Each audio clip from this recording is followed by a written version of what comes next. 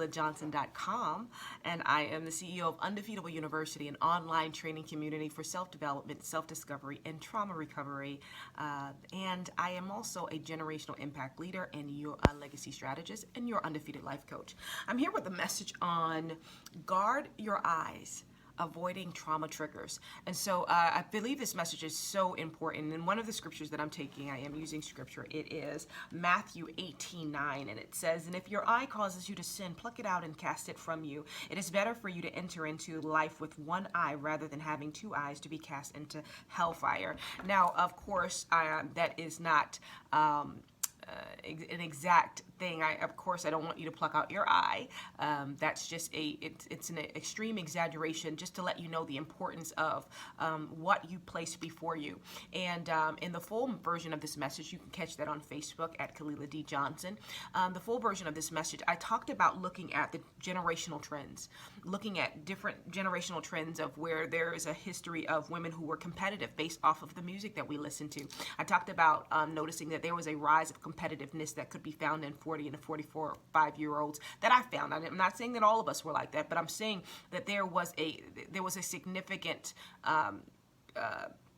similarity in a lot of women who were African American and maybe grew up on some of the hip hop back then. Well, if you understood that the agenda at that time, there was a lot of competitive place in the music. Biggie, Biggie, give me one more chance. It was like, pick me. And they're opened up this place subliminally, and through the things that we did not pay attention to, what we listened to, what we watched, that opened up competitiveness. And so we're still seeing that. If that had not been checked in us, we still see that in a lot of some people that have not done the work to address those issues that may have conditioned them.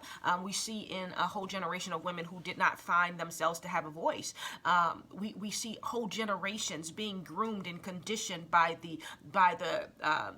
the conditioning that maybe it was through the influence of music, maybe it was influence of TV shows at the time, maybe it was the influence of the things that were happening in society at the time. But all in all, we are being conditioned, and now we're in an age where everything is at our fingertips, on the internet, on social media. We see so much. I literally scrolled one day and I saw someone posted they had a video of people being executed, and that was before they had those things that guarded you and kind of gave you some warnings about what you were about to watch. And I did not want to see that, but I couldn't get that out of my head. I'm just scrolling and it was positioned, and that was a trauma trigger. And so I just want to encourage you that there are a lot of things that are a lot of times that we feel as though, based on all of these things, all of these activist things, all of these things that we now know about, we don't know that we can actually pull back. We don't have to position ourselves to know every single thing. And I know you feel like if you don't know, you'll be left out. Let me explain something to you. You won't be left out. Knowing so much can actually harm you. There was a book that I read called the Breaking the Curse of Willie Lynch, and in that book it talked about how Willie Lynch presented this whole thing in order to keep generations. He said, you can keep generations conditioned with this fear for thousands of generations, because they'll regenerate themselves, because fear is a powerful tool of the enemy. The Bible talks about the enemy roaring like a roaring lion, seeking who he can devour, but his major tool is fear. And so when we're seeing things like black men getting killed, and no justice is served, we're already calling ourselves minorities. There is this narrative that is sinking into our subconscious and our unconscious state, and even where we're opening our mouths and declaring it, that we are unsafe, that all of us are targets, and that we're outnumbered. And the truth of the matter is that we have more power than we actually think. There is more. But what happens is that we start to take on these narratives that keep us in a place. And this is the thing. If you know anything about fear, it doesn't empower you to, most of the time, to really change a lot. It really sometimes empowers us the opposite way for the majority of us. Some of us rise up and we're like, we're going to do something about it. And that's a good thing. And it operates in a good way. But in a lot of ways, it actually creates trauma, and trauma can be paralyzing. And so we have to, I'm not saying don't find out what's going on in society. That's not what I'm saying. I'm saying filter it. I'm saying filter it and have an understanding of what you need to understand in order that you are not just allowing anything to take a state, a position in your unconscious state that you don't even know how to fight against it. There's this thing that happens in trauma where when you don't even know that you're being traumatized, that your body will react in a perceived state of harm, like it's a perceived state of threat, a perceived threat. And so it could be triggered by anything. And you may think that that's just discernment, when in actuality, it could be triggered by the slightest things that could have gotten in through what you saw that was bombarded in your unconscious, and it took a position. And now you're walking through and it's holding you back. You're thinking that you're stuck. In actuality, it's trauma. You're being traumatized and not knowing that you're being traumatized. You're being bombarded by fear tactics that are keeping you bound, and therefore you don't even make a move. And so you feel like it's helpless anyway. So I'm just not even going to move, like the world is going to hell in a handbasket. So I might as well just stay here in my house because it's so scary outside. And that is farthest from the truth.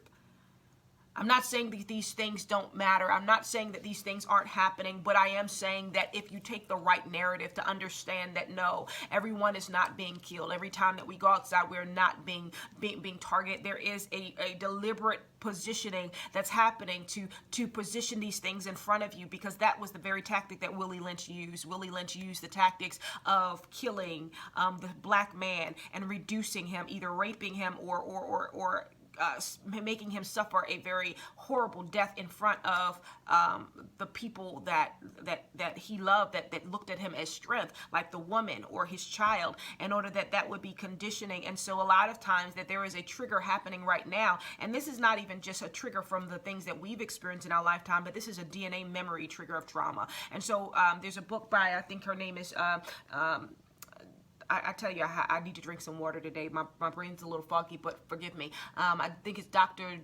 Janet DeGruy, Joy DeGruy. And she has a book called Post-Traumatic Slave Syndrome or Disorder. And so she talks about that and the conditioning that creates that. And so I just want us to be more mindful about the things that we're watching. Don't be afraid to disconnect in order to connect. Don't be afraid to be very mindful. And even when you're letting things in, you create the narrative. Know what you're watching before you're watching it, and know what the end result of this situation. Am I going to be in a hysteria where I feel helpless, hopeless, and just scared for no reason, and I'm just passing on more fear? I have a family member that always sends me information on what the gangs, the new initiation of the gangs. Stop sending me that. Just stop, okay? Because if you're telling me that the gang, somehow you're getting emails about every single initiation of the gangs, they're after women today, they're going to be at the gas station today, they're going to be here. Do you understand that you're actually perpetuating a situation of fear and fear mongering, and you're actually doing the work of the enemy? Pray on some of these things that you're passing along. And so, all in all, that's the message that I have today. Guard your eyes and avoid trigger traumas.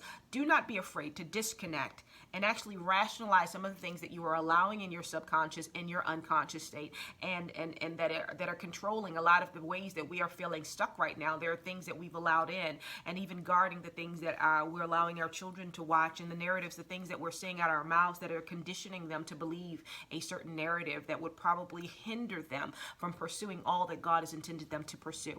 And so that's the message that I have for today. I want to bless you and admonish you. Remember this: transformation is intentional, and change requires commitment. You are your greatest investment, and in order to make impact, you must begin within. I'm Kalila Johnson, your undefeated life coach. I also want to let you know, go to my website at KalilaJohnson.com. Go to Undefeatable University, where there are several resources for your self-development needs, but there is also a free download. It is a decree. It is a curse breaker decree, and it is a free download. Download that and get that in your spirit. Start to use that and let that start to transform the thoughts that you have towards your own life and in your own power, as well as let that start to give you some ideas of how to build your own decrees and declarations and affirmations, in order that you control the narrative and what your subconscious believes, and override those things that have been